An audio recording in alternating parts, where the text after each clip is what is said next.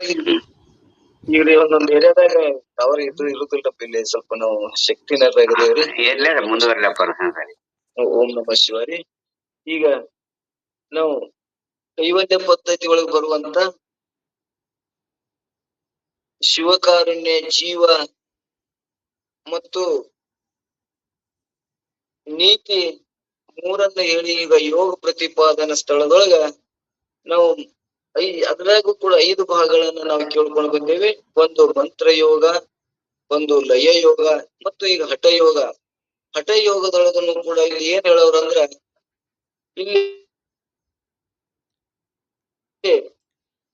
ಇಲ್ಲಿ ಕೂಡ 5 ಪ್ರಕಾರಗಳನ್ನ ಹಠ ಯೋಗದೊಳಗ ಪ್ರಕಾರಗಳನ್ನ ಇಲ್ಲಿ 8 ಪ್ರಕಾರ ಹಠದಿಂದ 14 ಮನಸ್ಸನ್ನ ಸ್ಥಿತಿ ಮಾಡಕ್ ಬರ್ತದ.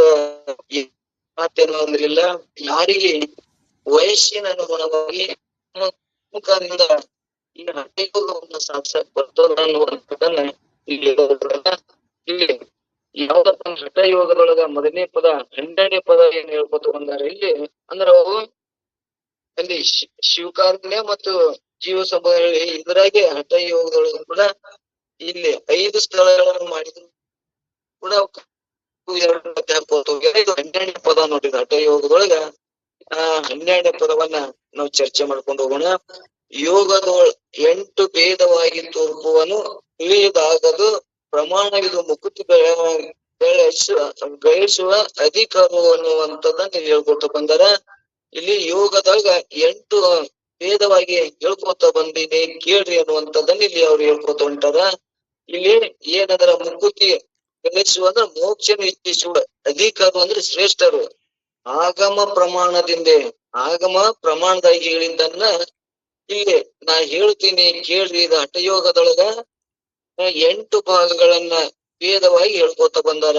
ಅವು ಯಾವುವು ಅನ್ನುವಂಥದ್ದನ್ನ ಯಮ ನೇಮಾದಿಗಳುಂಟು.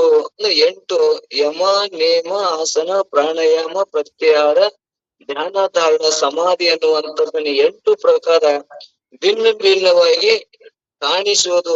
ಆದರೂ ಕೂಡ ಅಂಗಗಳನ್ನ ಗುರುಮುಖದಿಂದ ತಿಳ್ಕೊಂಡ್ರೆ ಮಾತ್ರ, ಗುರುಮುಖಾಂತರ ಅಭ್ಯಾಸ ಮಾಡಿದ್ರೆ ಮಾತ್ರ ಅದು ಅನುಭವ ಬರ್ತದ ಅನ್ನುವಂಥದ್ದನ್ನ ಇಲ್ಲಿ ಈ ಪಲ್ಲವಗಳಿಗೆ ಹೇಳ್ಕೋತ ಹೊಂಟಾರ. ಯೋಗದೊಳಗೆ 8 ಪ್ರಕಾರದ ಅನ್ನುವಂಥದ್ದನ್ನ ಇಲ್ಲಿ ಹೇಳಿ ಏನ್ ಹೇಳಿದ್ರು ಅಂದ್ರೆ,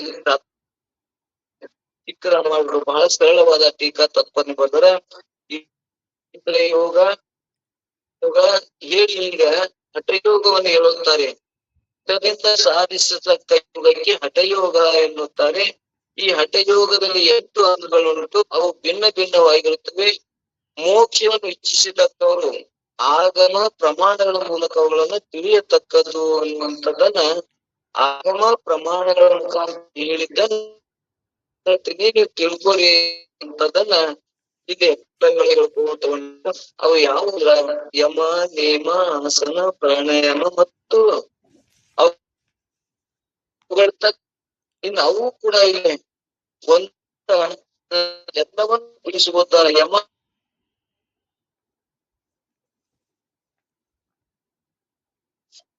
ಸರಿ ಕೇಳಿದ್ರಿ ಗುರುಗಳ ಕೇಳೋ ಇವಾರಿ ಕೇಳೋಲ್ರಿ, ಮಾತಾಡ್ರಿ. ಸರಿಯಾಗಿ ಕೇಳಲ್ರಿ. ಟವರ್ ಸರಿ ಜಗ್ಗಲ್ಲಮ್ಮ, ಏನ್ ಮಾಡ್ಬೇಕು?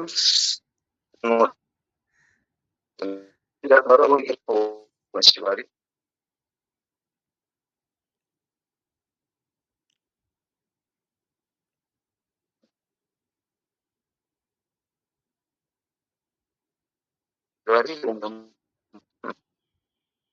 ಇಲ್ಲಿ ಕೇಳ್ತಾರಮ್ಮ. ಹಲೋ ರೀ ಬುಧಮ್ಮರ್ ಮಾತಾಡ್ರಿ. ಕೇಳ್ತದ ಮಾತಾಡ್ರಿ. ನಮ ಶಿವ, ನಮಃ ಶಿವಾಯ. ಓಂ ನಮ ಶಿವಾಯ, ಓಂ ನಮ ಶಿವಾಯ. ಇಲ್ಲಿ ಕೂಡ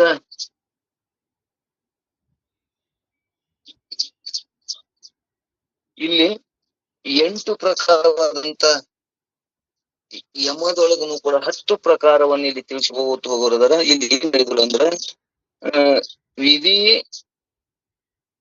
ವಿಧಿತಯ ಯಮ, ವಿಧಿ ಅಂದ್ರೆ ಒಂದು ಕ್ರಮವಾಗಿ ವಿಧಿ ಯಮ ಹಿಂಸಾದಿ ದಶ ವಿಭಾಗ ಅಂದ್ರ ಯಮದೊಳಗೂ ಕೂಡ 10 ಪ್ರಕಾರಗಳನ್ನು ಇಲ್ಲಿ ಹೇಳೋರದಾರ.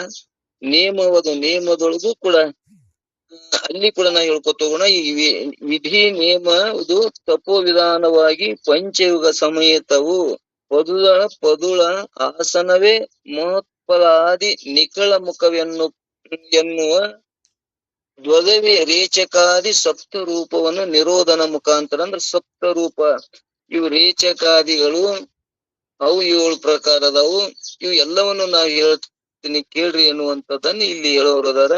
ವಿದಿತ ಅಂದ್ರೆ ತಿಳಿಯಲಿಕ್ಕೆ ಯೋಗ್ಯವಾದ ಯಾವ ಆಸನಗಳು, ಯಮಾಂಗವು ಅಂದ್ರೆ ಯಮದೊಳಗ ಇಲ್ಲಿ ಅವು ಕೂಡ 10 ಪ್ರಕಾರ ನಾ ಹೇಳ್ತೀನಿ ಕೇಳ್ರಿ ಎನ್ನುವಂಥದ್ದು ಹೇಳ್ಕೊತ ಬಂದಾರ. ಮೊದಲಾದ ದಶ ವಿಭಾಗಗಳು ಅವು 10 ಪ್ರಕಾರದವು. ಮುಂದ ತಪೋ ವಿಧಾನವಾದಿ ಅಂದ್ರೆ ತಪಸ್ಸು ಮೊದಲಾದ ಪಂಚ ಯುಗ ಸಮೇತ ಅವು 10 ಪ್ರಕಾರದವು.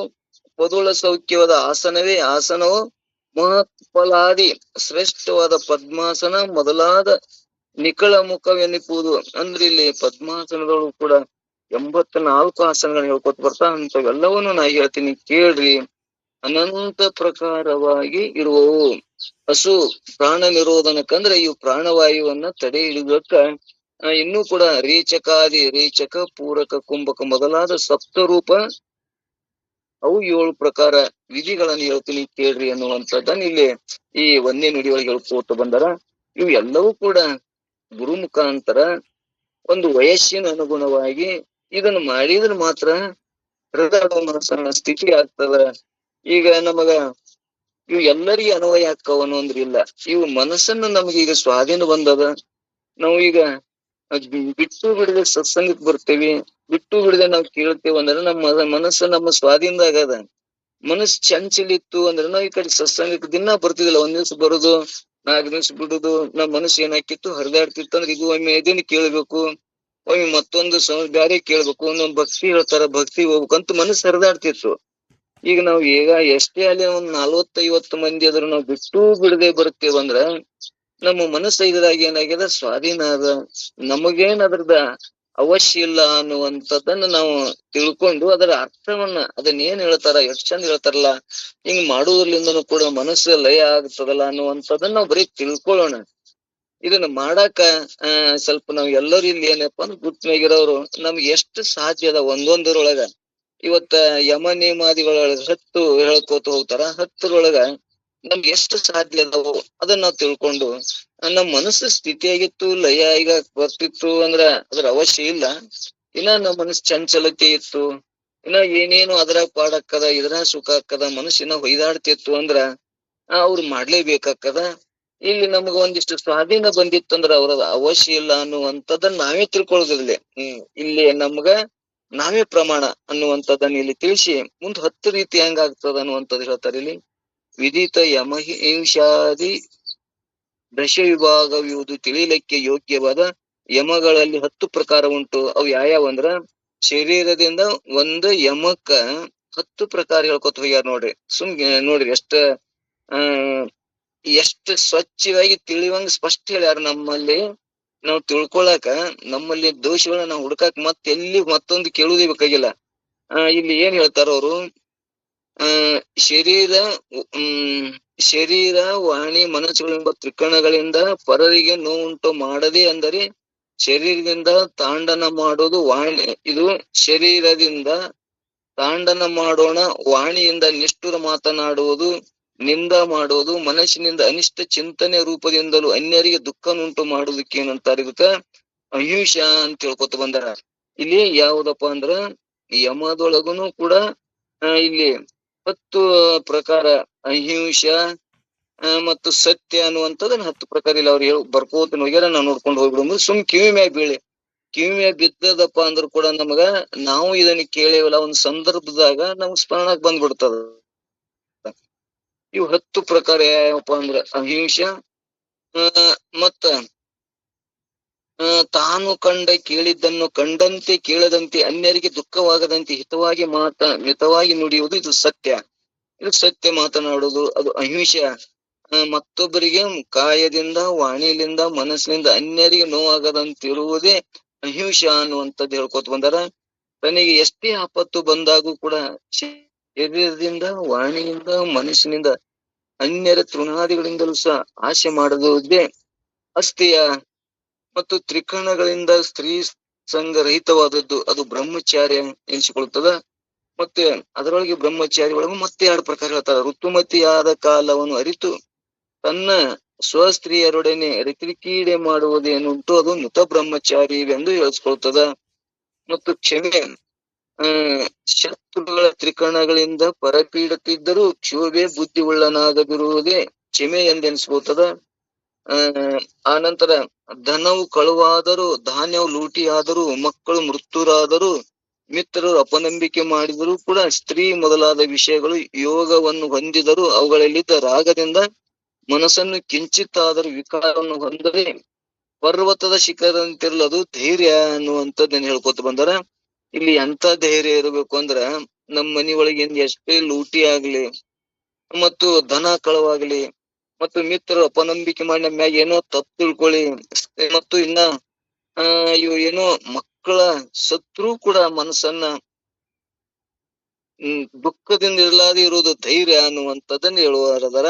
ಇಂತ ಧೈರ್ಯವನ್ನ ಇಲ್ಲಿ ಯಮದೊಳಗ 8-10 ಪ್ರಕಾರವನ್ನು ಹೇಳ್ಕೋತ ಹೊಂಟಾರ. ಇನ್ನ ವೈರಿ ಮಿತ್ರ ಸತಿ ಸುತ ಮೊದಲಾದಗಳಿಗೆ ನಾನಾ ತರ ದುಃಖಗಳು ಒದಗದಿದ್ದರೆ ಆ ಕಷ್ಟಗಳನ್ನು ನಾನು ದೂರ ಮಾಡುತ್ತೇನೆಂದು ಅವರಿಗೆ ಅಭಯ ಕೊಡುವುದು ಬುದ್ಧಿ ಉದಯವಾದರೆ ಅದು ದಯವೆಂದು ಹೇಳಲ್ಪಡುವುದು. ಇಲ್ಲಿ ದಯಕ್ಕೆ ಏನ್ ಹೇಳಪ್ಪ ಅಂದ್ರ ವೈರಿ ಮಿತ್ರ ಸತಿ ಸುತ ಮೊದಲಾದವರು ನಾನಾ ತರದ ದುಃಖಗಳನ್ನು ಒದಗಿದ್ದಿದ್ದರೆ ಅಂದ್ರೆ ನಾವು ಅವ್ರಿಗೆ ಹೋಗಿ ಒಂದಿಷ್ಟು ಸ್ವಾಂತನ ಹೇಳಿದೆವಪ್ಪ ಅಂದ್ರೆ ಇದೇ ಧೈರ್ಯ. ಯಾರಪ್ಪ ಅಂದ್ರ ಎಂತ ಕಷ್ಟಗಳು ನಾನಾ ರೀತಿಯಿಂದ ಬರ್ತಾವಂತ ಕಷ್ಟಗಳು ಬಂದಾಗ ಅಭಯ ಕೊಡತಕ್ಕ ಅಂದ್ರೆ ಧೈರ್ಯ ಕೊಡುದು. ನಾ ಅದಿಂತು ಹಿಂದದೆ ನೀನು ಏನ್ ಬರುದ್ ಬರ್ಲಿ ಗುರುನಾಥನ ದಯ ಎಂದಿರ್ಲಿ ಅವಕ್ ಯಾಕೆ ಅಂಜಬೇಡ್ರಿ ಅಂತೇಳಿ ಹೋಗಿ ಯಾರು ಧೈರ್ಯ ಕೊಡ್ತಾರ ಅದೇ ದಯ ಉಳ್ಳವರು ಅಂತ ಹೇಳ್ಕೊತ ಬಂದಾರ. ಇನ್ನ ಪ್ರವೃತ್ತಿ ನಿವೃತ್ತಿ ಧರ್ಮ ಅಧರ್ಮ ಇಷ್ಟ ಅನಿಷ್ಟ ಮೊದಲಾದ ವಿಷಯಗಳಲ್ಲಿ ತಾನು ಸಮಬುದ್ಧಿ ಉಳ್ಳದಿದ್ದರೆ ಅದು ಅರ್ಜವೆಂದು ಹೇಳಿಸಿಕೊಳ್ಳುತ್ತದ. ಅರ್ಜ ಇವು 10 ಪ್ರಕಾರ ಏನ್ ಹೇಳ್ಕೊತ ಬಂದಾರ ಅರ್ಜವೆಂದು ಹೇಳಿಸ್ಕೊಳ್ತದ. ಮತ್ತ ಇಲ್ಲಿ ಮಿತಾಹಾರ ಅಂದ್ರೆ ಏನ್ ಹೇಳ್ತಾರ ಅಂದ್ರ ಇದು 8ನೇದ್ದು ತನಗಾದ ಹಸಿವೆಯಲ್ಲಿ 4 ಭಾಗ ಮಾಡಿ ಅದರಲ್ಲಿ 2 ಭಾಗ ಅನ್ನದಿಂದ ತುಂಬಬೇಕು, 1 ಭಾಗವನ್ನು ನೀರಿನಿಂದ ತುಂಬಬೇಕು, ಉಳಿದ 1 ಭಾಗವನ್ನು ವಾಯು ಸಂಚಾರಾರ್ಥವಾಗಿ ಬಿಡಬೇಕು. ಈ ರೀತಿ ಊಟವನ್ನು ಮಾಡುವುದು ಮಿತಾಹಾರ ಅನ್ನುವಂಥದ್ದು ಹೇಳ್ಕೊತ ಬಂದಾರ. ಆನಂತರ ಮನಸ್ಸು ಪರಿಶುದ್ಧವಾಗುವುದು, ತನ್ನ ಮನುಷ್ಯನಿಗೆ ಜನರಿಗೆ ದುಃಖಗಳಾಗಲೆಂಬ ಅನಿಷ್ಟ ಚಿಂತನೆಯನ್ನು ಮಾಡದೆ ಸದಾ ಸಕಲ ಜನರಿಗೆ ಸುಖವನ್ನು ಉಂಟು ಬಯಸುತ್ತಿರುವುದು ಮತ್ತು ಪರಮಾತ್ಮನ ಧ್ಯಾನವನ್ನು ಮಾಡುವುದು ಅಂತರ ಶೌಚದಿಂದ ತಿಳಿಸ್ಕೊಳ್ತದೆ. ಇದು ಏನಂತ ಅಂತರ ಶೌಚ ಅಂತ ತಿಳಿಸ್ಕೊಳ್ತದ. ಇದರಿಂದ ಮನುಷ್ಯನಿದ್ದ ಪಾಪ ಸಂಸ್ಕಾರಗಳ ಪರಿವಾರವಾಗಿ ಮನುಷ್ಯ ಪರಿಶುದ್ಧವಾಗುವುದು ಅನ್ನುವಂಥದ್ದನ್ನ ಯಮದೊಳಗ ಹಿಂಗ 10 ಪ್ರಕಾರಗಳನ್ನ ಇಲ್ಲಿ ಹೇಳ್ಕೋತ ಬಂದಾರ. ಇಲ್ಲಿ ಶೌಚ ಅಂದ್ರೆ ಏನು ಅಂದ್ರ ಅಂತರ ಶೌಚ ಅಂದ್ರೆ ನಮ್ಮ ಮನುಷ್ಯನೊಳಗಿರುವ ಒಳಗಿರುವಂತ ಮನಸ್ಸನ್ನ ಜನರಿಗೆ ದುಃಖವಾಗಲೆಂಬ ಅನಿಷ್ಟ ಚಿಂತನೆಯನ್ನು ಮಾಡದೆ ಮತ್ತೊಬ್ಬರಿಗೆ ಕೆಟ್ಟಾಗಲೆಂಬ ಅನಿಷ್ಟ ಚಿಂತೆಯನ್ನು ಮಾಡದೆ ಸದಾ ಸಕಲ ಜನರಿಗೆ ಸುಖವನ್ನೇ ಬಯಸುತ್ತಿರುವುದು. ಮತ್ತೊಬ್ಬರಿಗೆ ಎಲ್ಲರಿಗೂ ಒಳ್ಳೇದಾಗ್ಲಿಪ್ಪ, ನಮ್ಮಂಗ ಅವ್ರಿಗೆ ಒಳ್ಳೇದಾಗ್ಲಿ, ನಮಗೂ ಭಗವಂತ ನಮಗೂ ಒಳ್ಳೇದಾಗ್ಲಿ, ಅವ್ರಿಗೆ ಒಳ್ಳೇದಾಗ್ಲಿ ಅನ್ನುವಂತ ವಿಚಾರ ಆಗ್ಲಿ. ಈಗ ನಾವು ಲೌಕಿಕದೊಳಗ ಏನೋ ಸರ್ಕಾರದಾಗ್ಲಿ ಯಾರ್ದಾರ ಏನೋ ಎಲ್ಲರಿಗೆ ಹಂಚ್ಕೊಳ್ಳುವಂತದೊಂದು ಬಂದಿರ್ತಾವ. ಅವಾಗ ಏನ್ ಮಾಡ್ತಾರ, ಅಷ್ಟು ನನಗೆ ಆಗ್ಲಿ ಮತ್ತೊಬ್ರಿಗೆ ಆಗಬಾರ್ದು ಅಂತೇಳಿ ಏನಂದ್ರ ಒಂದು ಬುದ್ಧಿ ಇದ್ದವ್ರು ಏನ್ರ ಮಾಡಿ ಮತ್ತೊಬ್ಬರಿಗೆ ಆಗಲಾರ್ದನೆ ತಾವೇ ಮಾಡ್ಕೊಂತಾರ. ಇದು ಕೂಡ ಏನಾಗ್ತದಪ್ಪ ಅಂದ್ರ ಪಾಪ ಆಗ್ತದ. ಇದು ಅಂತರ ಶೌಚ ಆಗುದಿಲ್ಲ, ಅಂತರ ಶುದ್ಧಿ ಆಗುದಿಲ್ಲ. ಎಲ್ಲರಿಗೂ ನಮಗಾದಂಗ ಅವ್ರಿಗೆ ಅನುಕೂಲ ಆಗ್ಲಿ, ಅವ್ರಿಗೆ ನಮ್ಗ ಕೂಡ ಹಂಚಿ ತಿನ್ನೋಣ ಅನ್ನುವಂತ ವಿಚಾರ ಯಾರಲ್ಲಿ ಬರ್ತದ ಅವ್ರಿಗೆ ಏನಂತಾರಂದ್ರ ಇಲ್ಲಿ ಅಂತವ್ರಿಗೆ ಶೌಚ ಅಂತ ಹೇಳ್ಕೊತ ಬಂದಾರ. ಇದರಿಂದ ಮನುಷ್ಯನಲ್ಲಿದ್ದ ಪಾಪ ಸಂಸ್ಕಾರಗಳೆಲ್ಲ ಪರಿಹಾರ ಆಗ್ತಾವು, ಮನಸ್ಸ ಏನಾಗ್ತದ ಪರಿಶುದ್ಧ ಆಗ್ತದ ಅನ್ನುವಂಥದ್ದನ್ನ ಇಲ್ಲಿ 10 ರೀತಿಯಿಂದ ಹೇಳ್ಕೊತ ಬಂದಾರ. ಇಲ್ಲಿ ದಯ, ಅರ್ಜ, ಮತ್ತು ಮಿತಾಹಾರ ಮತ್ತು ಇನ್ನೊಂದು ಪುಣ್ಯ ಮತ್ತು ಶೌಚ, ಹಿಂಗ 10 ಪ್ರಕಾರದಿಂದಲೂ ಕೂಡ ಅಂತಃಕರಣವನ್ನ ಶುದ್ಧ ಮಾಡ್ಕೊಳಕ್ ಬರ್ತದ.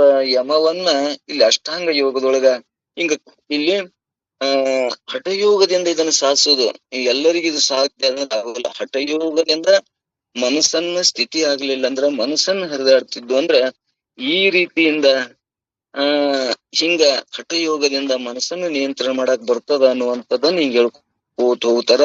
ಇನ್ನು ಕೂಡ ಇನ್ನ ಏನ ಶರೀರದಿಂದ ಉಪವಾಸ ಮಾಡುವುದು, ಕೃಚ ಚಂದ್ರಾದಿ ಅಂದ್ರೆ ಕೃಚ ಚಂದ್ರಾಣಾದಿ ವೃತ್ತಗಳನ್ನು ಮಾಡುವುದು, ಧ್ಯಾನಾದಿಗಳನ್ನು ಮಾಡುವುದು, ಆತ್ಮನಾತ್ಮ ವಿಚಾರ ಮೊದಲವನ್ನು ಮಾಡಿ ಶರೀರ ವಾಣಿ ಮನಸ್ಸು ಮೊದಲಾದಗಳನ್ನು ತಪಸ್ಸೆಂದು ಅದು ಏನ್ತಾರ ಅಂದ್ರೆ ತಪಸ್ಸು ಉಂಟೆಂದು ತಪಸ್ಸೆಂದು ಹೇಳ್ಕೋತದ ಅನ್ನುವಂಥದ್ದು ಹೇಳ್ಕೊತ ಬಂದಾರ.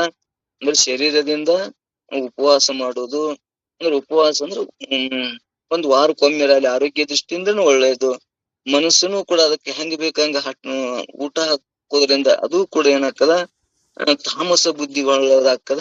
ಅಲ್ಲಿ ಕೂಡ ಮನಸ್ಸು ನಿಯಂತ್ರಣ ಆಗುದಿಲ್ಲ ಅನ್ನುವಂಥದ್ದನ್ನ ತಿಳ್ಸಾಕ ಅಲ್ಲಿ ಮತ್ತ ಈಗ ಹುಣ್ಣಿ ಅಮಾಸಿ ದಿವ್ಸ ಒಬ್ಬೊಬ್ರು ಉಪವಾಸ ಮಾಡ್ತಾರ. ಏನೋ ಚಂದ್ರಗ್ರಹಣ ಇರದಾಗನು ಕೂಡ ಇಲ್ಲಿ ತಪಸ್ ಅಂದ್ರ ಆ ಗ್ರಹಣದೊಳಗನು ಕೂಡ ಕುಂತು ಎಲ್ಲಾ ವ್ಯವಹಾರಗಳನ್ನು ಬಿಟ್ಟು ಅಲ್ಲಿ ಕೂಡ ಒಂದು ನಾಮಸ್ಮರಣೆ ಏನ್ ತಮ್ಮ ಅನುಕೂಲ ಬಂದದ್ದನ್ನ ಅಲ್ಲಿ ಇಂಥವ್ ಮಾಡುವುದು, ಧ್ಯಾನಾದಿಗಳನ್ನು ಮಾಡುವುದು, ಆತ್ಮನಾತ್ಮ ವಿಚಾರ ಮಾಡುವುದು, ಹಿಂಗ ಮಾಡಿ ಶರೀರದಿಂದ ಮತ್ತು ವಾಣಿ ಮನಸ್ಸು ಮೊದಲಾದಗಳಿಂದ ತಪಸ್ಸು ಮಾಡುದಕ್ಕ ಇದಕ್ಕೆ ಏನಂತಾರ ತಪಸ್ಸು ಅನ್ನುವಂಥದ್ದನ್ನ ಹೇಳ್ತಾರ. ಅಂದ್ರ ವಾಣಿಯಿಂದ ವಾಣಿಯಿಂದನೂ ಕೂಡ ನಾಮಸ್ಮರಣೆ ಮಾಡಕ್ ಬರ್ತದ. ಮತ್ತು ಶರೀರ ಇವು ಮೂರನ್ನು ಕೂಡಿಸಿ ತಪಸ್ಸು ಮಾಡ್ರಿ ಅನ್ನುವಂತಂದ್ರ ಉಪವಾಸ ಮಾಡೋದು, ವಾಣಿ ಮತ್ತು ವಾಣಿಲಿಂದ ಒಳ್ಳೆಯದನ್ನ ನುಡಿದು ಎಲ್ಲಾ ಕಾರ್ಯಗಳಿಂದ ಇವು ಏನಾಗ್ತದಂದ್ರ ಹರಿದಾಡುವ ಮನಸ್ಸಿನ ಸ್ಥಿತಿ ಆಗ್ತದ ಅನ್ನುವಂತ ಹೇಳುವ ಉದ್ದೇಶ. ಮುಂದ ತಾನು ಉದ್ಯೋಗಶೀಲನಾಗಿರಲು ತನಗೆ ಎಷ್ಟೇ ದೊರೆಯುವುದು ಅಷ್ಟಲ್ಲೇ ಪರಿಣಾಮ ಹೊಂದತಕ್ಕ ಬುದ್ಧಿಯನ್ನು ಅದಕ್ಕೆ ಏನಂತಾರ ಸಂತೋಷ ಅಂತ ಹೇಳ್ಕೊಂತಾರ. ಅದು ತಪಸ್ಸು, ಇದು ಸಂತೋಷ. ಅಂದ್ರೆ ನಮಗೆ ಏನು ಕೊಟ್ಟಾನ ಭಗವಂತ ಅಷ್ಟರೊಳಗೆ ತೃಪ್ತಿ ಹೊಂದುದು. ಇನ್ನಷ್ಟು ಬೇಕು ಅಂದಪ್ಪ ಅಂದ್ರ ಅಲ್ಲಿ ಅಸಂತೋಷ ಆಗ್ತದ. ಎಷ್ಟು ಕೊಟ್ಟಾನ, ಎಷ್ಟರ ಕೊಟ್ಟಾನಲ್ಲ ಭಗವಂತ, ನಮಗೂ ನಮ್ಕಿಂತ ಇನ್ನೂ ಒಬ್ಬರಿಗೆ ಏನೂ ಕೊಟ್ಟಿಲ್ಲ, ನಮ್ಗೆ ಎಷ್ಟು ಕೊಟ್ಟಾನಂದ್ರ ಭಗವಂತನ ಕರುಣೆ ನಮ್ದಂತ ಯಾವಾಗ್ಲೂ ಅಷ್ಟರೊಳಗೆ ಸಂತೋಷ ಪಡಾಕನು ಬರ್ತದ ಅನ್ನುವಂಥದ್ದನ್ನ ಇಲ್ಲಿ ತಪಸ್ಸು ಹೇಳ್ಕೋತ ಬಂದಾರ. ಇಲ್ಲಿ ಮತ್ತು ಸೌತ್ರ ಸ್ಮಾರ್ತ ಕರ್ಮಗಳಲ್ಲಿ ವಿಶ್ವಾಸ ಆಸಕ್ತಿ ನೆನೆಸೋದು. ಅಂದ್ರೆ ಸೌತ್ರ ಸ್ಮಾರ್ತ ಕರ್ಮಗಳಲ್ಲಿ ವಿಶ್ವಾಸವನ್ನ ಇಲ್ಲಿ ತಪಸ್ಸು, ಸಂತೋಷ ಮತ್ತು ಸೂತ್ರ ಅಂದ್ರ ಇಲ್ಲಿ ಏನ್ ಹೇಳಿದ್ರು ಅಂದ್ರ ಕರ್ಮಗಳಲ್ಲಿ ವಿಶ್ವಾಸನೇ ಆಸಕ್ತಿ ಅಸ್ತಿತ್ವವೆನಿಸುವುದು. ಅಂದ್ರೆ ಅದ್ರಾಗೇನೆ ಕರ್ಮಗಳಲ್ಲಿ ನಂಬಿಕೆ ವಿಶ್ವಾಸ ಇಟ್ಟು ಮಾಡುವುದು.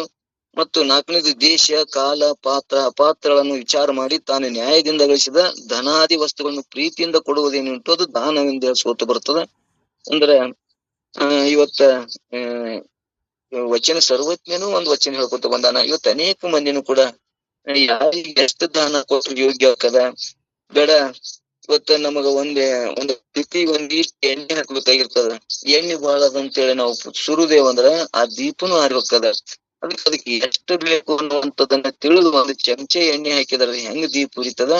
ಅಲ್ಲಿ ದಾನ ಮಾಡ ಮುಂದನು ಕೂಡ ಅಲ್ಲಿ ಏನಂದ್ರ ದೇಶ ಕಾಲ ವಸ್ತು ಅಪಾತ್ರಗಳನ್ನು ವಿಚಾರ ಮಾಡಿ ತಾನು ನ್ಯಾಯದಿಂದ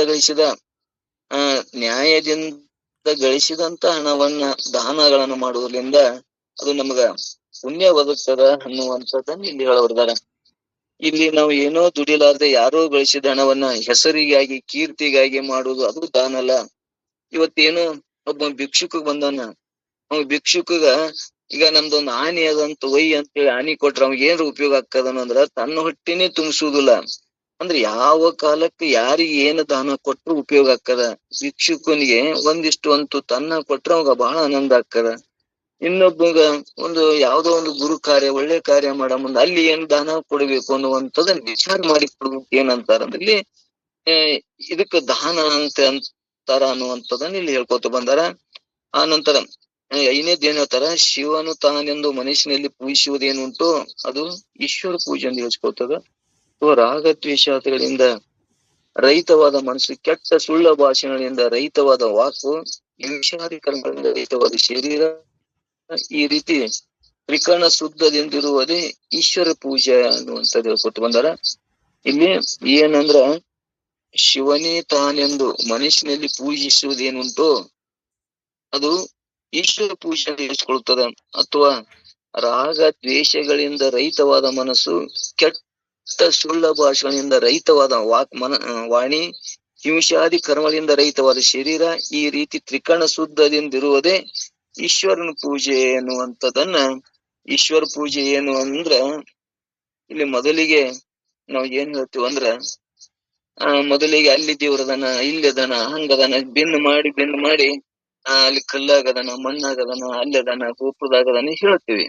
ಮುಂದೆ ಏನ್ ಹೇಳ್ತದಂದ್ರ, ಅದೇ ಶಿವ ಎಲ್ಲಿ ಅದಾನ ವಿಚಾರ ಮಾಡ್ಕೋತವಾದ ಅಂತ ತನ್ನೊಳಗೆ ಅದಾನ ಅನ್ನುವಂಥದ್ದನ್ನ ಈ ಗುರು ಮುಖಾಂತರ, ವೇದಗಳ ಮುಖಾಂತರ ತಿಳಿಯುವುದರಿಂದ ಈಶ್ವರ ನನ್ನೊಳಗೆ ಅದಾನ, ಪರಿಪೂರ್ಣ ಅದಾನ ಅನ್ನುವಂಥದ್ದನ್ನ ಹಿಂಗ ನಾವು ಪೂಜೆ ಮಾಡಕ್ ಬತ್ತು ಅಂದ್ರ, ಆ ಪೂಜೆ ಏನಾಗ್ತದಂದ್ರ ಈ ಶುದ್ಧದಿಂದಿರುವುದೇ ಈಶ್ವರ ಪೂಜೆ ಅನ್ನುವಂಥದ್ದು ಹೇಳ್ಕೊತ ಬಂದಾರ. ಅಂದ್ರ ಮನಸ್ಸ, ಕೆಟ್ಟ ಸುಳ್ಳ ಭಾಷೆಗಳಿಂದ ರಹಿತವಾದ ವಾಕು, ಹಿಂಸಾದಿ ಕರ್ಮಗಳಿಂದ ರಹಿತವಾದ ಶರೀರ, ಈ ರೀತಿ ತ್ರಿಕರಣ ಶುದ್ಧದಿಂದಿರುವುದು ಈಶ್ವರ ಪೂಜೆ ಅನ್ನುವಂಥದ್ದು ಹೇಳ್ಕೊತ ಬಂದಾರ.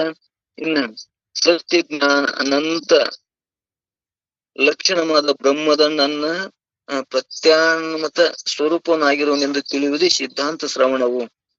ಸತ್ಯ ಜ್ಞಾನ ಅನಂತ ಲಕ್ಷಣವಾದ ಲಕ್ಷಣ ಮುಖಾಂತರ, ಸತ್ಯ ಜ್ಞಾನವನ್ನ ಅನೇಕ ಲಕ್ಷಣ ಮುಖಾಂತರ ಬ್ರಹ್ಮವು ನನ್ನ ಆತ್ಮ ಸ್ವರೂಪನಾಗಿರುವುದೆಂದು ತಿಳಿಯುವುದೇ ಸಿದ್ಧಾಂತ ಶ್ರವಣ. ಇನ್ನು ವೈದಿಕ ಲೌಕಿಕ ಮಾರ್ಗಗಳಲ್ಲಿ ನಿಂದೆ, ವಂದನೆ, ವರ್ತನೆಗಳನ್ನು ಪ್ರೀತಿಯಲ್ಲಿರುವುದೇ ಲಜ್ಜೆ ಎಂದೆನಿಸುವುದು. ಅಧ್ಯಾತ್ಮ ಶಾಸ್ತ್ರಗಳಿಂದ ತನ್ನ ಅನುಭವಕ್ಕೆ ಬರುವ ಹಾಗೆ ಎಷ್ಟು ತಿಳಿಯಬೇಕಾಗಿರುವುದು ಅಷ್ಟನ್ನು ಚೆನ್ನಾಗಿ ತಿಳಿದು ಸಂಶಯಾದಿಗಳಿಲ್ಲದಂತೆ ನಿಶ್ಚಯ ಬುದ್ಧಿ ಇರುವುದು ಅದಕ್ಕ ಬುದ್ಧಿ ಮತಿ ಎಂದು ವೇದ ಬಲ್ಲವರು ಪ್ರೀತಿಯಿಂದ ಹೇಳಿರುವರು ಅನ್ನುವಂಥದ್ದನ್ನ ಇಲ್ಲಿ ಹೇಳ್ಕೊತ ಬಂದಾರ. ನಾವ್ ಏನ ಅಧ್ಯಾತ್ಮ ಶಾಸ್ತ್ರಗಳಲ್ಲಿ ತನ್ನ ಅನುಭವಕ್ಕೆ ಬರ್ಬೇಕದ. ಸುಮ್ಮನೆ ನಾವು ಅನುಭವ ಇಲ್ಲದೆ ಏನಾರ ನಾವು ಹೇಳ್ತೀವಲ್ಲ ಅದು ಯೋಗ್ಯ ಅಲ್ಲ ಅನ್ನುವಂಥದ್ದನ್ನು ನಾವು ತಿಳ್ಕೊಳ್ಳೋಣ. ಮತ್ತೆ ನಮ್ಗೆ ಎಷ್ಟು ತಿಳಿತದ, ನಮ್ಮ ಮತಿ ಎಷ್ಟು ಹಿಡಿತದ, ಬುದ್ಧಿ ಅಷ್ಟೇ ಅದನ್ನೇ ಇಷ್ಟೇ ಕೇಳ್ಕೊಂಡು ಅದನ್ನೇ ಒಳ್ಳೆ ಮನನ ಮಾಡೋದು. ಮತ್ತೆ ತಿಳಿಬೇಕಾಗದ ಅಷ್ಟನ್ನೇ ಚೆನ್ನಾಗಿ ತಿಳಿದು ಅದನ್ನ ತಿಳಿದಿದ್ದು ನಮ್ಗೆ ಇನ್ನ ಸಂಶಯ ಉಳಿಬಾರ್ದು. ಅದು ಸಂಶಯ ಇಟ್ಕೊಂಡು ನಾವು ಹಂಗೆ ತಲೆ ಇಟ್ಕೊಂಡೇವಲ್ಲ, ಒಂದೊಂದ್ ಸಂದರ್ಭ ಏನ್ರ ಬಂದಾಗ ಅಲ್ಲಿ ಕಾಡ್ತದ. ಅದಕ್ಕೊಂದು ನಿಶ್ಚಯ ಮಾಡ್ಬೇಕು, ಇದು ಏನ್ ಬಿಡಪ್ಪ ಯೋಗದಿಂದ ಎದಕ್ ಹೇಳ್ಯಾರ ಅಂದ್ರ ಮನಸ್ಸು ಹರಿದಾಡೋರಿಗೆ ಸ್ಥಿತಿ ಮಾಡಕ್ ಹೇಳ್ಯಾರ. ನನ್ನ ಮನಸ್ಸು ಸ್ಥಿತಿ ಆಗಿದೆ, ಅದ್ರಲಿಂದ ಏನ್ ನನಗ್ ಫಲ ಅದಂತ ಹಿಂಗ್ ನಿಶ್ಚಯ ಮಾಡ್ಕೊಂಡ್ಬಿಡ್ಬೇಕು. ಇಲ್ಲ ನನ್ನ ಮನಸ್ಸಿನ ಆಯ್ತದ ಹಿಂಗ್ ಮಾಡ್ಲೇಬೇಕು, ಅದನ್ನ ಹೆಂಗ್ ಮಾಡ್ಬೇಕು ಅಂದ್ರೆ ನಮ್ಗೆ ಎಷ್ಟ ವಯಸ್ಸಿನ ಅನುಗುಣವಾಗಿ ನಮ್ಗೆ ಎಷ್ಟು ತಾಕತ್ತದ ಅಷ್ಟನ್ನ ನಾವು ಅದನ್ನ ಮಾಡಿದ್ರೆ ಅದು ನಮ್ಗೆ ಏನಾಗ್ತದ, ಸಂಶಯ ಹೋಗ್ಬಿಡ್ತದ. ಇಲ್ಲಿಕ ನಾ ಯೋಗ ಮಾಡಿದ್ರೆ ಜ್ಞಾನ ಆಕಿತ್ತು, ನಾ ಯೋಗ ಮಾಡ್ಲಿಲ್ಲ ನೋಡು, ನಾ ತಪಸ್ಸು ಮಾಡ್ಲಿಲ್ಲ ನೋಡು ಅಂತ ಹಿಂಗ್ ಮನಸ್ಸಿನಾಗ ಬರ್ತಿತ್ತು ಅಂದ್ರೆ ಅದು ನಮ್ಮನ್ನ ಕಾಡ್ತದ. ಅದಕ್ಕೆ ಅದನ್ನ ನಾವು ಮಾಡ್ಲೇಬೇಕು ಅನ್ನುವಂಥದ್ದನ್ನ ಹಿಂಗ್ ಹೇಳ್ಕೊತ ಹೋಗ್ತಾರ. ಆ ನಂತರ ಗುರುಗಳಿಗೆ ಹೇಳಿದಂತೆ ಭಕ್ತಿಯಿಂದ ವೇದ ಅಧ್ಯಯನ ಮಾಡುವುದು, ಭಗವದ್ಗೀತಾ ಆಗಮಾದಿಗಳನ್ನು ಪಠನ ಮಾಡುವುದು, ಗಾಯತ್ರಿ ಮಂತ್ರ, ಅಜಪ ಗಾಯತ್ರಿ, ಸಪ್ತಋತಿ ಮಂತ್ರ ಮೊದಲಾದಗಳನ್ನು ತ್ರಿಕಾಲದಲ್ಲಿ ಜಪಿಸುವುದೇನುಂಟು ಅದು ಸ್ವಾಧ್ಯಾಯ ಎಂದು ಹೇಳ್ಕೊಳ್ತದ. ಈ ರೀತಿ ನಿಯಮಗಳಲ್ಲಿ 10 ಪ್ರಕಾರ, ಯಮ ನಿಯಮಗಳಲ್ಲಿ 10 ಪ್ರಕಾರ ಅನ್ನುವಂಥದ್ದನ್ನ 8 ಅಷ್ಟಾಂಗ ಯೋಗದೊಳಗ ಇಲ್ಲಿ 8 ರೀತಿಯಿಂದ ಹೇಳಿದ್ರು ಒಂದೊಂದಕ್ಕ 10 ಪ್ರಕಾರಗಳನ್ನು ಕೂಡ ಹೇಳ್ಕೋತ ಹೊಂಟಾರ ಅನ್ನುವಂಥದ್ದನ್ನ ಇಲ್ಲಿ ತಿಳ್ಕೊಳ್ಳೋಣ. ಮತ್ತಿನ್ನ ಮುಂದಿನ ಆಸನಗಳನ್ನು ಕೂಡ ಹೇಳೋರದಾರ. ಏನ್ ಹೇಳ್ತಾರಂದ್ರ ಅಪದಳ ಆಸನವೇ ಮಹತ್ಫಲಾದಿ ನಿಖಳ ಮುಖ್ಯವೆನಿಪುವುದು. ಮುಖ್ಯವಾದದ್ದನ್ನ ಇಲ್ಲಿ ಹೇಳ್ತೀನಿ. ಮುಖ್ಯವಾದ ಪದ್ಮಾಸನ ಮೊದಲು ಮಾಡಿ ಆಸನಗಳನ್ನು ಅನಂತ ಪ್ರಕಾರ ಆಗಿರ್ತಾವು ಅನ್ನುವಂಥದ್ದು ನಾವು ಕೇಳ್ಕೊತ ಬಂದೇವೆ. 84 ಪ್ರಕಾರ ಇರ್ತದ ಆಸನಗಳು, 84 ಪ್ರಕಾರ ಆಸನಗಳನ್ನ ಹಾಕ್ತಾರ. ನಮಗ ಯಾವ ಆಸನಗಳನ್ನ ನೀಗ್ತಾವು, ನಮಗ ಧ್ಯಾನ ಮಾಡ ಮುಂದ ಯಾವ ಆಸನ ಹಾಕಿದ್ರೆ ನಮ್ಮ ಮನಸ್ ಸ್ಥಿತಿ ಆಗ್ತದ, ಮತ್ತೆ ನಮ್ಮ ಶರೀರ ಆರಾಮ್ ಇರ್ತದ ಅನ್ನುವಂತ ತಿಳ್ಕೊಂಡು ಇಂಥ ಆಸನವನ್ನು ಮಾಡ್ಬೇಕು ಅಂತ ಇಲ್ಲಿ ಹೇಳ್ಕೋತ ಹೊಂಟಾರ. ಇಲ್ಲಿ ರಾಮು ಮಹಾರಾಜರ ಮೀಟ್ ಮಾಡಿ ತಾವುದು ಮೀಟ್ ಕುಲ್ಲಾಗೆ ನೋಡ್ರಿ. ಧನ್ಯವಾದಗಳು. ಇಲ್ಲಿ ಒಟ್ಟಾರೆ 84 ಆಸನದೊಳಗ ನಮಗ್ ಶರೀರಕ್ಕೆ ಅನುಗುಣವಾಗಿ ಎಷ್ಟು ನೀಗುತ್ತದ ಅಷ್ಟ ಆಸನಗಳನ್ನ ನಾವು ಮಾಡಬೇಕಾಗ್ಯದ. ಮತ್ತೆ ಈ ಮಾಡುವುದರ್ಲಿಂದ ಯಾಕೆ ಮಾಡ್ಬೇಕು ಆಸನ ಆದಿಗಳನ್ನಂದ್ರ ನಮ್ಮ ಮನಸ್ಸನ್ನ ಸ್ಥಿತಿ ಮಾಡಕ, ಮನಸ್ಸ ಹರಿದಾಡೋ ಮನಸ್ಸನ್ನ ಸ್ಥಿತಿ ಮಾಡಕ, ಅದನ್ನ ನಿಲ್ಲಿಸಕ ಇಂತ ಎಲ್ಲಾ ತರ ಯಮ ನೇಮ ಆಸನಗಳನ್ನ 8 ಪ್ರಕಾರ ಹೇಳ್ಕೋತ ಬಂದು ಈಗ ಇವು ಕೂಡ ಆಸನ ಒಂದು ಮುಖ್ಯ ಭಾಗ. ಇದ್ರೊಳಗೂ ಕೂಡ 84 ಆಸನಗಳೊಳಗ ನಿಮ್ಗೆ ಯಾವ ಆಸನವನ್ನ ನೀಗ್ತದ ಅಂತ ಆಸನವನ್ನ ಹಠಯೋಗದಿಂದ ಮಾಡ್ಬೇಕಾದ್ರು. ಅದು ಒಂದ್ ದಿವ್ಸ ಮಾಡಂಗ ಹಾಕದ ಮೂರ್ ದಿವ್ಸ ಬಿಟ್ಟು ಬಿಡ್ತದ. ಸರಳವಾದ ಇವು ಪದ್ಮಾಸನ ಆಗ್ಲಿ, ಶೀರ್ಷಾಸನ ಆಗ್ಲಿ, ಶೀರ್ಷಾಸನ ಕಠಿಣ ಅದಾವ. ಒಂದಿಷ್ಟು ಗೃಹಸ್ಥರಿಗೆ ಯಾವ ಮಾಡ್ಬೇಕು, ಮತ್ತು ಹಠಯೋಗಿಗಳು ಸನ್ಯಾಸಿಗಳು ಯಾವ ಮಾಡ್ಬೇಕು, ಮತ್ತು ಮಕ್ಕಳು ಯಾವ ಮಾಡ್ಬೇಕು ಅನ್ನುವಂಥದ್ದನ್ನ ಎಲ್ಲಾ ತರ ವಿಭಾಗ ಮಾಡಿ ನಮಗೆ ಯಾವ ಅನುಕೂಲ ಆಗ್ತಾವು, ನಮ್ಗೆ ಯಾವ ರೋಗಗಳದಾವು ಅಂತ ಆ ರೋಗಗಳ ಅನುಗುಣವಾಗಿ ಮತ್ತು ಹರಿದಾಡುವಂತ ಮನಸ್ಸನ್ನ ಕುಂದಿರ್ಸಕ ಒಂದಿಷ್ಟು ಆಸನವಾಗಿ ಹಠದಿಂದ ಕೂರ್ತೀವಿ ಅಂದ್ರೆ ಅದು ಕುಂದಿರ್ತದ. ಯಾಕಂದ್ರೆ ಅದನ್ನ ಆಸನ ನಮ್ಮ ಕೈ ನುಸ್ತಿತ್ತು, ಮನಸ್ಸು ಅಲ್ಲೆಲ್ಲ ಸೇಕಿತ್ತು, ಅದ್ ಎದ್ದು ಹೋಗ್ಬಿಡ್ತೇವೆ. ಹಂಗ ಆಗಬಾರ್ದು ಅನ್ನುವಂತ ಉದ್ದೇಶ ಇಟ್ಕೊಂಡು ಕೂಡ ಇಲ್ಲಿ ಏನ್ ಹೇಳ್ತಾರ, ನಮಗ ಅನುಗುಣವಾದಂತ ಪದ್ಮಾಸನ ಗೃಹಸ್ಥರಿಗೆ, ಸಿದ್ಧಾಸನ ಯಾರಿಗಂದ್ರೆ ಸನ್ಯಾಸಿಗಳಿಗೆ, ಮತ್ತು ವೀರಾಸನ ಅಂದ್ರೆ ಬ್ರಹ್ಮಚಾರಿಗಳಿಗೆ ಅಂತೇಳಿ ಹಿಂಗ 3 ಪ್ರಕಾರಗಳಿಂದ ಕೂಡ ಆಸನಗಳನ್ನು ಹಾಕಿ ಶರೀರದಲ್ಲಿರುವ ರೋಗಾದಿಗಳಿಂದ ನಿವೃತ್ತಿಯ ಆರೋಗ್ಯದಿಂದ ಮತ್ತು ಎಲ್ಲರೂ ಕೂಡ ಹಠದಿಂದ ಬಿಟ್ಟು ಬಿಡದೆ, ಹಠದಿಂದ ನಮ್ಗೆ ಯಾವ ಸಾಧ್ಯ ಅದಾವಂತವೆಲ್ಲವನ್ನು ಯೋಗ ಮಾಡ್ಬೇಕು ಅಂತೇಳಿ ಇಲ್ಲಿ ಆಸನಗಳನ್ನ ಹಾಕಬೇಕು ಅಂತ ಹೇಳುವ ಉದ್ದೇಶದ. ನಾವು ಕೂಡ ಆಸನಗಳನ್ನ ಬಹಳ ರೀತಿಯಿಂದ ಆಸನಗಳು ಹಾಕ್ತೇವೆ.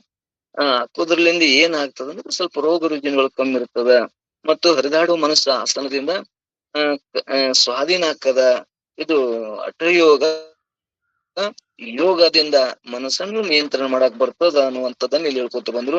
ಇನ್ನ ಅವು ಪ್ರಾಣಾಯಾಮ ಯಾವ್ಯಾವದ ಅನ್ನುವಂಥದ್ದನ್ನ ಒಂದ್ ಸ್ವಲ್ಪ ಹೇಳ್ಕೊತ ಹೋಗ್ತಾರ.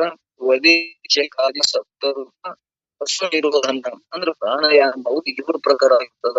ಒಂದು ಲಘು ಅಕ್ಷರ ಉಚ್ಚಾರ ಮಾಡುವ ಕಾಲ, ಅಥವಾ ಮೊಣಕಾಲು ಸುತ್ತಲೂ ಕೈಯನ್ನು ಪ್ರದಕ್ಷಿಣೆ ಮಾಡಿ ಚಿಟಿಕೆಯನ್ನು ಹೊಡೆಯುವ ಕಾಲಕ್ಕೆ 1 ಮಾತ್ರೆ ಎನ್ನುತ್ತಾರೆ. ಇಂತ 12-20 ಪರ್ಯಂತರ ಮೂಗಿನ ಕೊನೆಯಲ್ಲಿ ಸುಳಿದಾಡತಕ್ಕ ವಾಯುವನ್ನು ಮೂಗಿನ ಒಂದು ಹೊಳೆಯನ್ನು ಬಂದು ಮಾಡಿ ಇನ್ನೊಂದು ಹೊರೆಗೆಳೆಯಿಂದ ಮೇಲಕ್ಕೆ ಜಗ್ಗುವುದೇ ಇದು ಪೂರಕ. ಅಷ್ಟ ಮಾತ್ರೆಗಳ ಪರ್ಯಂತರ ಜಗ್ಗಿಕೊಂಡ ವಾಯುವನ್ನು ತಡೆಯುವುದು ಇದು ಕುಂಭಕ ಎನಿಸುವುದು. ಇನ್ನೊಂದು ಹೊರಳೆಯಿಂದ ಕುಂಭಕ ಮಾಡಿದ ವಾಯುವನ್ನು ಅಷ್ಟ ಮಾತ್ರೆಗಳ ಪರ್ಯಂತರ ಬಿಡುವುದು ಇದು ರೇಚಕ ಎನಿಸುವುದು. ಮೂಲಾಧಾರದಲ್ಲಿದ್ದ ಅಗ್ನಿಯನ್ನು ವಾಯುವನ್ನು ಸುಷುಮ್ನ ಮಾರ್ಗದಿಂದ ಬ್ರಹ್ಮರಂಧ್ರಕ್ಕೆ ಒಯ್ಯುವುದು ಉತ್ಕರ್ಷವೆನಿಸುವುದು ಅನ್ನುವಂಥದ್ದನ್ನ ಇಲ್ಲಿ ಹೇಳ್ಕೋತ ಬಂದಾರ. ಇಲ್ಲಿ ಸುಷುಮ್ನ ಮಾರ್ಗದಿಂದ ಬ್ರಹ್ಮರಂಧ್ರಕ್ಕೆ ಒಯ್ಯುವುದು ಇದಕ್ಕ ಉತ್ಕರ್ಷವೆನಿಸುವುದು. ಅಗ್ನಿ ಸಹಿತ ವಾಯುವನ್ನು ಮೂಲಾಧಾರಕ್ಕೆ ಇಳಿಸುವುದೇ ಅಪಕರ್ಷಣವೆನಿಸುವುದು. ವಾಯುವನ್ನು ಮೂಲಾಧಾರದಲ್ಲಿ ನಿರೋಧಿಸುವುದಕ್ಕ ಶೂನ್ಯ ಎನಿಸುವುದು. ಪರಕಾಯ ಪ್ರವೇಶಾರ್ಥ ಮೂಲಾಗ್ನಿ ಸಮೇತ ವಾಯುವನ್ನು ಸುಷುಮ್ನ ಮಾರ್ಗದಿಂದ ಒಯ್ದು ಕಪಾಲರಂಧ್ರವನ್ನು ನಿಲ್ಲಿಸಿ ಹೋಗುವುದೇ ಇದು ಉತ್ಕಟ ಆಸನವೆನಿಸುವುದು. ಈ ರೀತಿ ಪ್ರಾಣವಾಯು 7 ಪ್ರಕಾರ ಇರ್ತದ. ಪ್ರಾಣಾಯಾಮದ ಅಂಗಗಳನ್ನು ಪ್ರಮುಖದಿಂದ ಗುರು ಸಾನ್ನಿಧ್ಯದಲ್ಲಿಟ್ಟುಕೊಂಡು ಪ್ರಾಣಾಯಾಮ ಅಭ್ಯಾಸವನ್ನು ಮಾಡತಕ್ಕದ್ದು. ಇದನ್ನು ಬಿಟ್ಟು ತನ್ನ ಮನ ಬಂದಂತೆ ಮಾಡಿದರೆ ಶರೀರವು ರೋಗಕ್ಕೆ ಈಡಾಗುವುದು. ಈ ಪ್ರಾಣಾಯಾಮದಿಂದ ಚಿತ್ತ ರೋಗಗಳು ನಾಶ ಆಗುತ್ತವೆ. ಈ ಆಸನಗಳಿಂದ ಗುರುಮುಖದಿಂದ ಮಾಡಬೇಕು. ಒಂದು ಗುರುಮುಖ ಇಲ್ಲ ನಾವು ನಮ್ಮ ಶರೀರ ಏನಾಗ್ತದ ರೋಗದಿಂದ ಈಡಾಗ್ತದ. ಮತ್ತು ಪ್ರಾಣಾಯಾಮದಿಂದ ಏನಾಗ್ತದ ಚಿತ್ತಿನೊಳಗೆ ಸ್ಥೈರ್ಯ ಅಂದ್ರ ಮನುಷ್ಯನೊಳಗೆ ಏನಾಗ್ತದ ಹರಿದಾಡುವ ಧೈರ್ಯ ಬರ್ತದ, ಶಕ್ತಿ ಬರ್ತದ ಅದಕ್ಕ. ಮತ್ತು ರೋಗವು ಕೂಡ ನಾಶ ಆಗ್ತದ. ಈ ಆಸನ, ಪ್ರಾಣಾಯಾಮ, ರೇಚಕ, ಕುಹಕ ಎಲ್ಲವನ್ನೂ ಹೇಳ್ಕೊಂಡು ಬಂದಾರ. ಯಾರ್ಯಾರಿಗೆ ಇಲ್ಲಿ ಅದನ್ನು ಕೂಡ 3 ಮಂದಿ ಯಾರ್ಯಾರಿಗೆ ಯಾವ ಆಸನ ಮಾಡಬೇಕು ಅನ್ನುವಂಥದ್ದನ್ನು ಹೇಳ್ಕೋತ ಬಂದ್ರು. ಅಂತ ಆಸನಗಳನ್ನ ಸಂಸಾರಿಕರು, ಮಕ್ಕಳು ಮತ್ತು ಸನ್ಯಾಸಿಗಳು ಯಾವ ರೀತಿಯಿಂದ ಪದ್ಮಾಸನವನ್ನು ಹಾಕಬೇಕು, ಯಾವ ಯೋಗವನ್ನು ಮಾಡಬೇಕು ಅನ್ನುವಂಥದ್ದನ್ನ ನಮ್ಮ ಅನುಗುಣವಾಗಿ ನಾವು ಮಾಡುವುದರಿಂದ ನಮ್ಗ ಆರೋಗ್ಯವಂತರನು ಆಗುತ್ತೇವೆ. ಅದು ಅಲ್ಲದೆ ಹರಿದಾಡುವ ಮನಸ್ಸನ್ನು ಸ್ಥಿತಿ ಆಗ್ತದ. ಅದರಿಂದ ನಮ್ಗೆ ಏನಾದ್ರೂ ಮಾಡ್ಕೋಬೇಕಂದ್ರೆ ಸಿದ್ಧಿ ಆಗ್ತದ. ಆಸನಗಳನ್ನ ಹಠಯೋಗ ಮಾಡುವುದರಿಂದ ನಮ್ಮಲ್ಲಿ ಸಿದ್ಧಿ ಆಗ್ತದ ಅನ್ನುವಂಥದ್ದನ್ನ ಇಲ್ಲಿ ಯೋಗಕ್ಕೂ ಕೂಡ ಅಷ್ಟೇ ಮಹತ್ವದ. ಅದಕ್ಕ ನಮ್ಗ ಆರೋಗ್ಯವಂತರಾಗಕ್ಕೂ ಬರ್ತದ. ಹರಿದಾಡುವಂತ ಮನುಷ್ಯನ ಕಾರ್ಯವು ನಮಗೆ ಏನಾಗ್ತದ, ಅನುಕೂಲ ಆಗ್ತದ. ಮತ್ ಇನ್ನೊಂದು ಏನ್ ಆಗ್ತದ ಅಂದ್ರೆ ನಮ್ಮ ಹಠದಿಂದ ನಾವ್ ಏನು ಸಾಧಿಸ್ಬೇಕತ್ತೀವಿ ಅದು ಸಾಧಿಸಾಕ್ ಸಾಧ್ಯ ಆಗ್ತದ. ಅಂದ್ರ ಕಾಯ ವಾಣಿ ಮನಸ್ಸಿನಿಂದನೂ ಕೂಡ ಇಲ್ಲಿ ಹಠಯೋಗವನ್ನು ಮಾಡಕ್ ಬರ್ತದ ಅನ್ನುವಂಥದ್ದನ್ನ ಕಾಯದಿಂದ ಶರೀರವನ್ನು ನಿಯಂತ್ರಣ ಮಾಡೋದ್ರಿಂದ ಆರೋಗ್ಯವಾಗ್ತದ. ಮನಸ್ಸನ್ನ ಹರಿದಾಡುವುದರಿಂದ ಮನಸ್ಥಿತಿ ಆಗ್ತದ.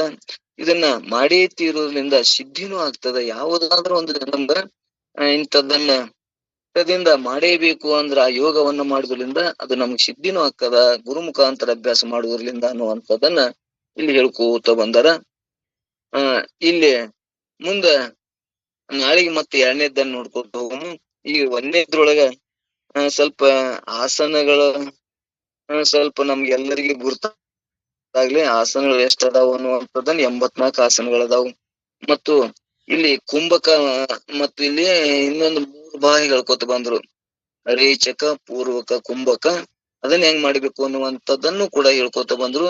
ಮತ್ತ ಇದನ್ನ ವಾಯುವನ್ನ ಹಠದಿಂದ ಮೂಲಾಧಾರಕ್ಕೆ ನಮ್ಮ ಎಲ್ಲಿರ್ತದಪ್ಪ ಅಂದ್ರೆ ಗುದದ್ವಾರ ಇರುವಂತ ಮೂಲಾಧಾರದಿಂದ ಅದನ್ನ ನಮ್ ಮ್ಯಾಲಕ ಎತ್ತಕ್ಕೂ ಬರ್ತದ ಅನ್ನುವಂಥದ್ದನ್ನ ವಾಯು ಮೂಲಾಧಾರಕ್ಕೆ ಇಳಿಸುವುದೇ ಆಕರ್ಷಣೆ ಎನ್ನಿಸುವುದು ಅನ್ನುವಂಥದ್ದು ಹೇಳ್ಕೊತ ಬಂದಾರ. ಇನ್ನ ವಾಯುನ ಅಷ್ಟಮಾತ್ರೆಗಳ ಪರ್ಯಂತರ ಬಿಡುವುದು ಅದಕ್ಕೆ ರೇಚಕ. ಮೂಲಾಧಾರದಲ್ಲಿದ್ದ ಅಗ್ನಿಯನ್ನು ವಾಯುವನ್ನು ಸುಷುಮ್ನ ಮಾರ್ಗದಿಂದ ಬ್ರಹ್ಮರಂಧ್ರಕ್ಕೂ ಯಾಕೆ ಬರ್ತದ ಅನ್ನುವಂಥದ್ದನ್ನ ಇವು ಯೋಗದೊಳಗ ಬರ್ತಾವ ಅನ್ನುವಂಥದ್ದನ್ನ ಇಲ್ಲಿ ತಿಳಿಸ್ಕೋತ ಬಂದಾರ. ಇನ್ನು ಇವು ಇನ್ನೊಂದಿಷ್ಟ ಅಂದ್ರ ಒಬ್ಬೊಬ್ರು ಮೊಣಕಾಲ ಒಂದು ಆಸನವನ್ನ ಹಾಕಿ ಆ ಮೊಣಕಾಲ ಸುತ್ತಲೂ ಕೈಯನ್ನು ಪ್ರದಕ್ಷಿಣೆ ಮಾಡಿ ಚಿಟಿಕೆಯನ್ನು ಹೊಡೆಯುವುದು. ಅದು ಒಂದು ಕಾಲಕ್ಕೆ ಒಂದು ಮಾತ್ರೆ ಅಂತಾರ. ಇಂಥವು 24-34 ಹಿಂಗ ಚಿಟಿಕಿ ಹೊಡೆಯುವಂತ ಒಂದು ಆಸನವನ್ನ ಹಾಕ್ತಾರ ಅನ್ನುವಂಥದ್ದನ್ನ ಅದು ಮಾಡೋರದಾರ. ಈಗ ಒಬ್ಬೊಬ್ರು ಒಂದೊಂದನ್ನು ಬಹಳ ಚಂದ ಸಾಧಿಸಿರ್ತಾರ. ಇವು ಯಾವ್ದಾದ್ರು ಒಂದನ್ನ ನಮ್ಗೆ ಪರ್ಫೆಕ್ಟ್ ಆಗುವ ಸಾಧಿಸಿ ಆ ಮನಸ್ಸನ್ನ ನಿಯಂತ್ರಣ ಮಾಡ್ರಿ ಅನ್ನುವಂಥದ್ದನ್ನ ಇಲ್ಲಿ ಒಟ್ಟಾರೆ ಅಭಿಪ್ರಾಯ ಅದ. ಮನಸ್ಸು ನಮ್ಮ ಸ್ವಾಧೀನ ಇತ್ತು, ನಾವು ಆರೋಗ್ಯವನ್ನ ಶಾರೀರಿಕವಾಗಿ ಆಸನಗಳನ್ನಾಗ್ಲಿ, ವಾಕಿಂಗ್ ಆಗ್ಲಿ ಮತ್ತು ಒಂದಿಷ್ಟು ಕಾಯಕ ಮಾಡುವುದರಿಂದ ಆದ್ರೂ ಕೂಡ ಶರೀರ ಏನಿರ್ತದ ಆರೋಗ್ಯವಾಗಿರ್ತದ. ಆರೋಗ್ಯವಾಗಿಡುವುದು ಶರೀರದ ಒಂದು ನಮ್ಮೆಲ್ಲರ ಕರ್ತವ್ಯ ಅದ. ಅದಕ್ಕೆ ಇಂತ ಆಸನಗಳನ್ನ ಮಾಡ್ರಿ. ಕಾಯಕ ಮಾಡೋರಿಗೆ ಆಸನದ ಅವಶ್ಯನೇ ಇಲ್ಲ. ಕಾಯಕ ಮಾಡಲಾರದವ್ರಿಗೆ ಇಂಥವೆಲ್ಲ ಆಸನಗಳನ್ನ ಮಾಡ್ರಿ ಅಂದ್ರೆ ಆರೋಗ್ಯ ಸುಸ್ಥಿರ ಇರ್ತದ. ಆರೋಗ್ಯ ಯಾಕೆ ಹೇಳ್ಕೊತ ಬರ್ತಾರ ಯೋಗದವ್ರ ಆರೋಗ್ಯಕ್ಕೆ ಯಾಕೆ ಇಷ್ಟ ಕೊಡ್ತಾರ ಅಂದ್ರ ನಾವು ಮುಂದೆ ಧ್ಯಾನ ಮಾಡೋರ್ ಬೇಕಾಗಿಲ್ಲ, ಧ್ಯಾನ ಮಾಡ್ಬೇಕಾಗಿಲ್ಲ. ಧ್ಯಾನ ಮಾಡೋ ಮುಂದ ನಾವು 15 ನಿಮಿಷ ಅರ್ಧ ತಾಸ ಧ್ಯಾನ ಮಾಡೋ ಮುಂದ ನಾವು ಯಾವ್ದಾದ್ರು ಆಸನಗಳನ್ನ ಹಾಕಿ ಕುಂದ್ರಿಂದ ಆ ಆಸನದೊಳಗೆ ನಾವು ಕುಂದ್ರಾಕ ಬರ್ಬೇಕಾದ್ರೆ ನಾವು ಮೊದಲ ಆಸನ ಮಾಡಿ ಶರೀರ ಆರೋಗ್ಯವಂತಿದ್ರೆ ಕುಂದ್ರಾಕ್ ಬರ್ತದ. ನಾವ್ ಎಂದೂ ಮಾಡ್ಲಾರೆ ಹೋಗಿ ನಾವು ಧ್ಯಾನ ಮಾಡ್ತೇವೆ ಅಂತ ಕೂತೇವೆ, ನಮ್ ಕೈಯ ಕಾಲ ಚಿನಿ ಹೊಡಿದಂದ್ರೆ ಯಾವಾಗ ಬಿಟ್ಟೇನು ಯಾವಾಗ ಹೋಗಿ ಲಕ್ಷ್ಯ ಅಲ್ಲಿ ಇರ್ತದ. ನಮ್ಮ ಧ್ಯಾನದ ಕಡೆ ಲಕ್ಷ್ಯ ಹೋಗ್ಬಿಡ್ತದ.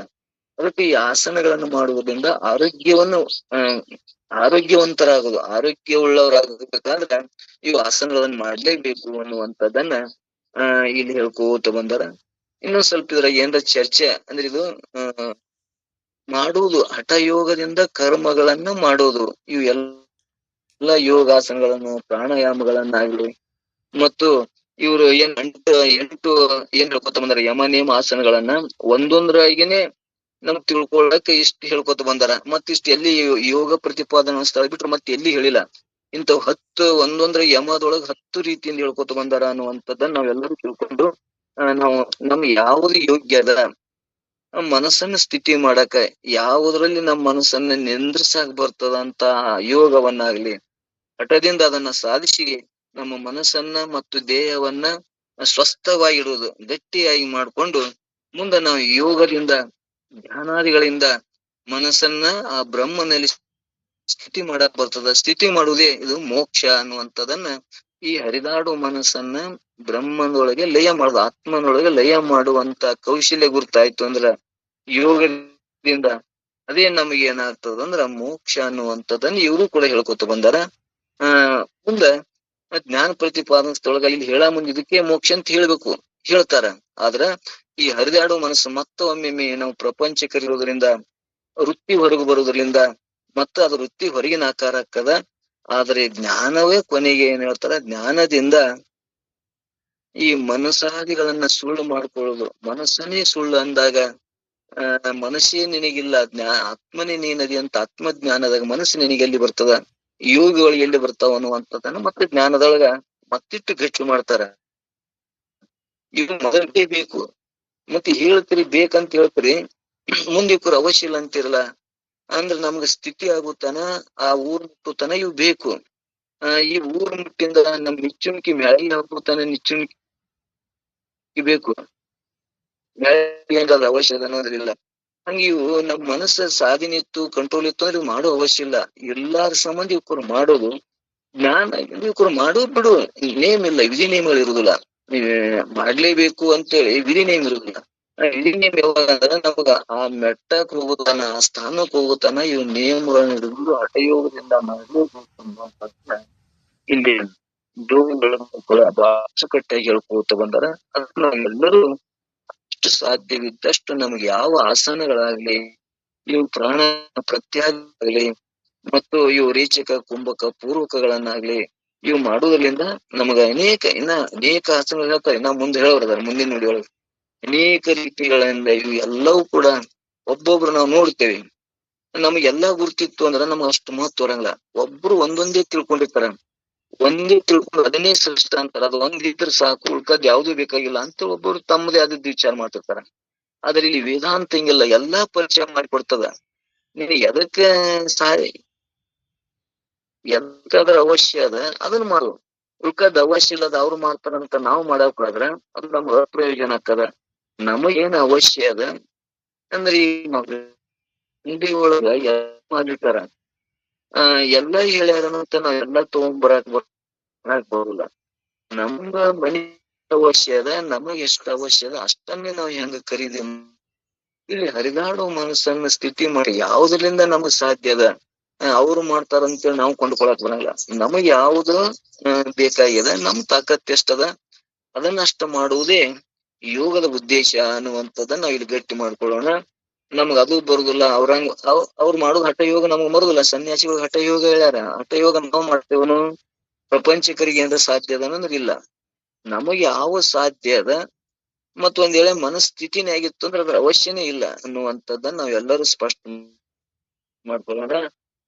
ಮತ್ತು ಮಾಡ್ಲೇಬೇಕು ಅದನ್ನು ಹೇಳ್ತೀನಿ, ಮತ್ತೆ ಬ್ಯಾಡನು ಅಂತ ಹೇಳ್ತಿರಲ್ಲ. ಅಂದ್ರ ಸಾಧನೆ ಮಾಡೋವ್ರಿಗೆ ಮನಸ್ ಚಂಚಲ ಇದ್ದವ್ರು ಮಾಡ್ಲೇಬೇಕು, ಸ್ಥಿತಿ ಆದವ್ರಿಗೆ ಏನೋ ಅದ್ರಲ್ಲಿ ನೆನ್ಸಲಾರ್ದವ್ರಿಗೆ ಅದ್ರದ್ದೇನು ಅವಶ್ಯ ಇಲ್ಲ. ಮಾಡು ಬಿಡು, ನೇಮ್ ಇಲ್ಲ ಜ್ಞಾನಾಗಿಂದ, ಅದ್ರ ಗುರ್ತಾಗಿಂದ ಯಮ ನೇಮಾದಿ ಒಂದು ಗುರ್ತಾಗಿಂದ ನೇಮ್ ಮಾಡು ಬಿಡು ಅಂತ ನೇಮ್ ಇಲ್ಲ.